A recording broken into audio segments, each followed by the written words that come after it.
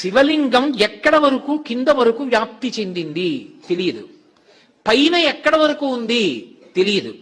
అది వెతకడానికే బ్రహ్మ విష్ణువులు ఇద్దరూ ఒకానొకప్పుడు హంస రూపాన్ని వరాహ రూపాన్ని పొంది ప్రయత్నించి మేము కనుక్కోలేకపోయాము అన్నారు. అంటే ఆయన వ్యాపకత్వం చెప్పగలిగిన వాడు లేడు.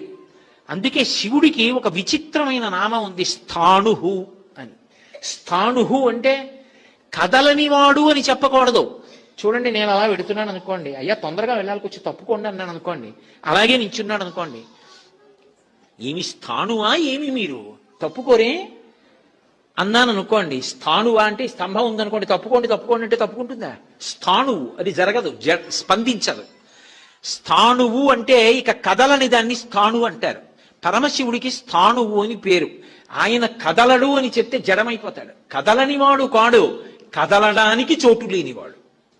ఆయన అంతా నిండిపోతే ఇంకా ఆయన ఎక్కడ కదులుతాడు? ఆయన ఇక కదలడానికి చోటు లేదు, ఇంకెక్కడికి ఎడతాడు? అంతా నిండిపోతే ఆయన. అది జ్ఞాని కూడా ఆ స్థాయినే పొందుతాడు. అందుకే నేను లేని చోటే ఇది అంటూ ఉంటాడు. భగవాన్ రమణులు అలాగే అంటుండేవాడు.